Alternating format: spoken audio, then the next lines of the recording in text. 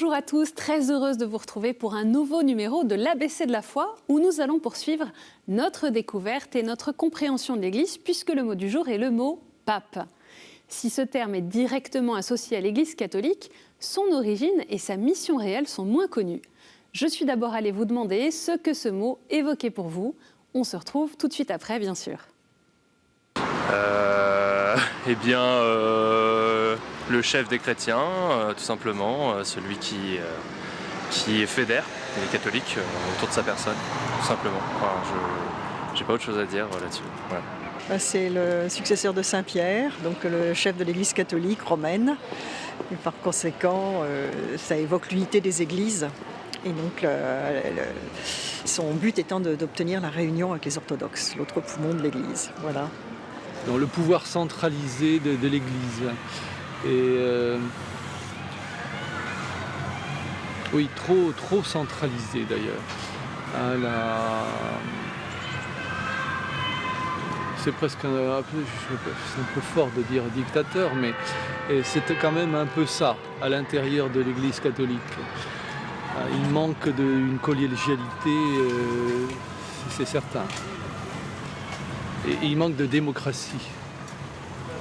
Oui, c'est un autocrate, voilà, c'est un autocrate, voilà, le terme, c'est le terme correct. Oui, le pape pour moi, c'est le représentant de Dieu sur la terre. Donc voilà, c'est tout ce que je peux dire par rapport au pape. Il représente Dieu sur la terre.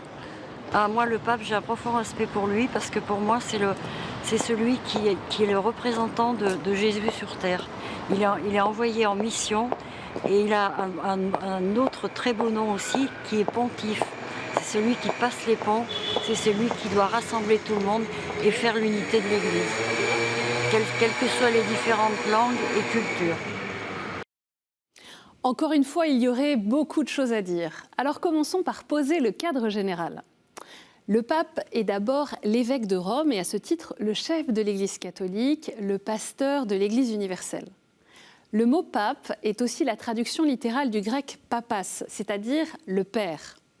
Les titres les plus employés pour parler du pape sont certainement ceux de Saint-Père et de souverain pontife, mais il porte de nombreux autres noms comme ceux de successeur de Pierre, vicaire du Christ, pontife romain, etc. Comme pasteur de l'Église universelle, c'est lui qui nomme les évêques, successeurs des apôtres, et crée les cardinaux, qui sont ses collaborateurs. Il rédige des textes majeurs pour toute l'Église, les encycliques ou les exhortations apostoliques, par exemple, souvent après consultation collective, par exemple du synode. Pour l'ensemble de ses fonctions, il est assisté par les membres de toute la curie romaine, qui sont un peu comme les ministères de son gouvernement, car le pape est aussi un chef d'État, le souverain de l'État du Vatican. Le Vatican, qui est totalement enclavé dans la ville de Rome en Italie, est le plus petit pays indépendant au monde par sa superficie, 0,44 km², et sa population, environ 800 habitants.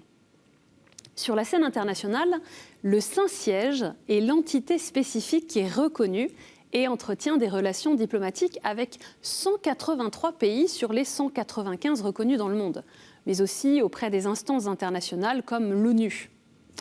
Le pape est une autorité morale très écoutée sur le plan mondial.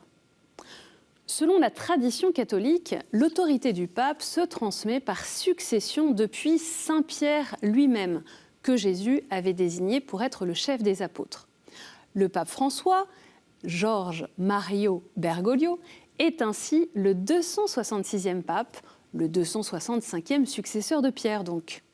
Nous verrons tout à l'heure d'où vient à la fois la primauté de Saint-Pierre et la primauté de l'Église de Rome. Les signes distinctifs du pape sont assez simples. La soutane blanche d'abord, elle est portée depuis Pie V au XVIe siècle, qui l'a adoptée en hommage à l'habit blanc de l'ordre des frères dominicains auquel il appartenait. Seul le pape peut avoir une calotte blanche sur la tête. Le pape porte également l'anneau du pêcheur qui représente l'apôtre Pierre tirant son filet de poisson. Cet anneau, qui est personnel, est utilisé pour sceller les documents officiels. Et puis le bâton du pape, signe de son autorité, ne s'appelle pas une crosse comme les autres évêques, mais une férule.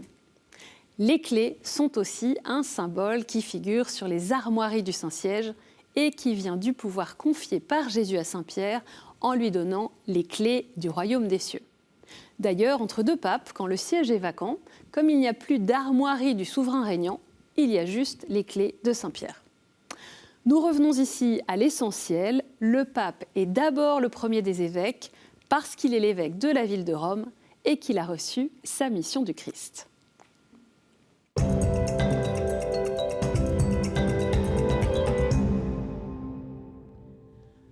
Le pape est le successeur de Pierre qui a été choisi comme chef par le Christ. Pour les catholiques, la succession de Pierre est inscrite dans l'Évangile. En 382, le décret de Gélase dit que c'est la voie de l'Évangile et non des décisions conciliaires qui fait que l'Église romaine préside aux autres églises. Dans les Évangiles, en effet, Jésus choisit clairement Pierre pour le mettre à la tête des apôtres. En Matthieu, au chapitre 16, Jésus promet à Pierre de faire reposer sur lui son Église. Je cite « Et moi, je te le déclare, tu es Pierre, et sur cette pierre, je bâtirai mon Église. Et la puissance de la mort ne l'emportera pas sur elle.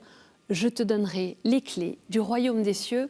Tout ce que tu auras lié sur la terre sera lié dans les cieux, et tout ce que tu auras délié sur la terre sera délié dans les cieux. » En Luc, au chapitre 22, Jésus dit à Pierre « Mais j'ai prié pour toi, afin que ta foi ne défaille pas. Toi donc, quand tu seras revenu, affermis tes frères. » Et puis à la fin de l'évangile de Jean, au chapitre 21, le Christ confie à Pierre son troupeau. Comme successeur de Pierre, le pape est ainsi choisi, élu lors d'une élection très particulière où personne n'est candidat. Les cardinaux prient l'Esprit Saint pour faire un choix conforme à la volonté de Dieu.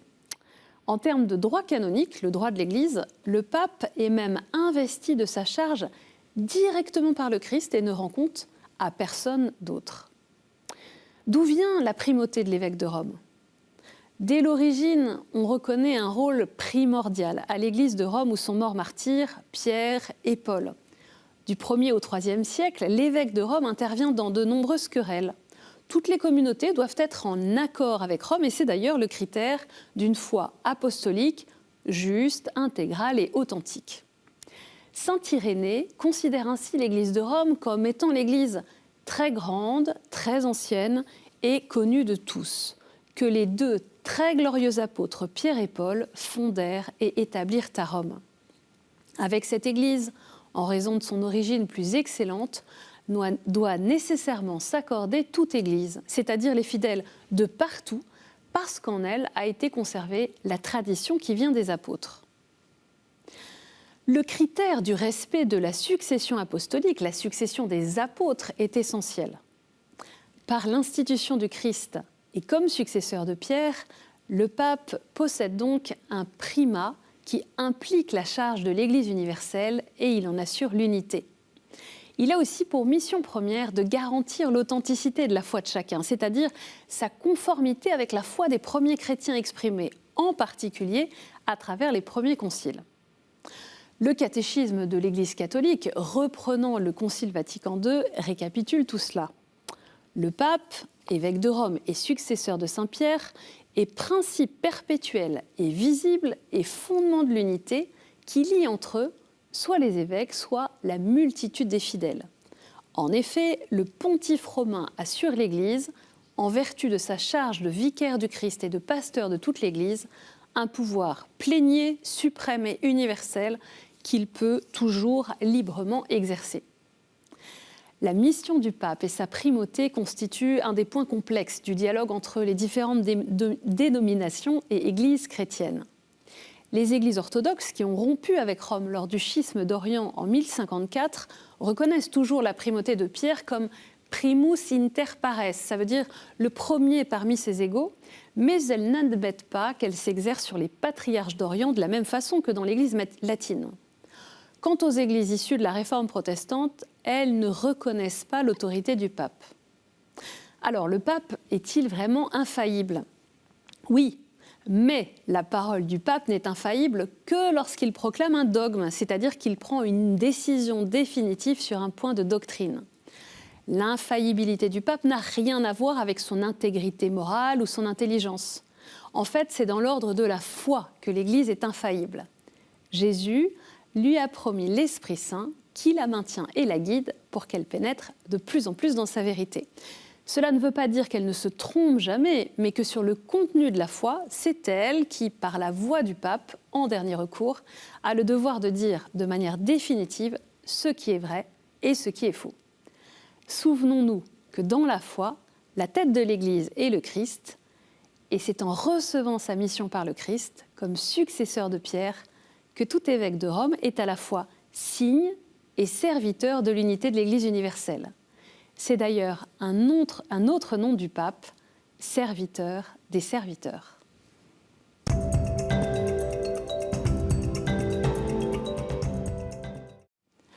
Ma première proposition est toute simple. Je vous invite à regarder directement ce que le pape dit au peuple de Dieu et ne pas vous contenter de résumer. Il y a les audiences générales le mercredi matin, l'angélus le dimanche, des homélies, différentes prises de parole et bien sûr les textes officiels comme les encycliques ou les exhortations apostoliques. Deuxième idée, nous avons parlé de l'autorité et du ministère d'unité du pape.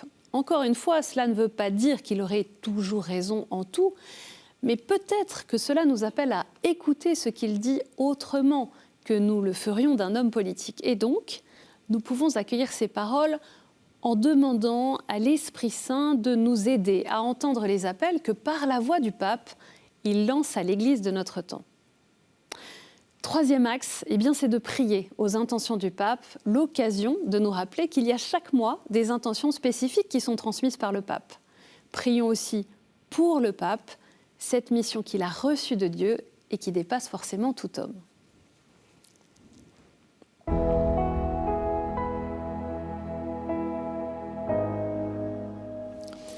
Au nom du Père et du Fils et du Saint-Esprit.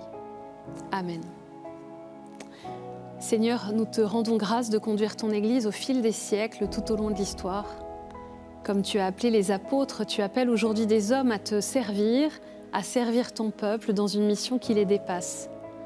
Nous te prions tout particulièrement pour le pape, pour l'unité de l'Église, pour que nous soyons chacun à notre place des serviteurs de la communion. Amen. Voilà, c'est la fin de cette émission que vous pouvez revoir sur notre site internet ktotv.com et sur les réseaux sociaux. On se retrouve la semaine prochaine pour un nouvel épisode de l'ABC de la foi et que le Seigneur vous bénisse.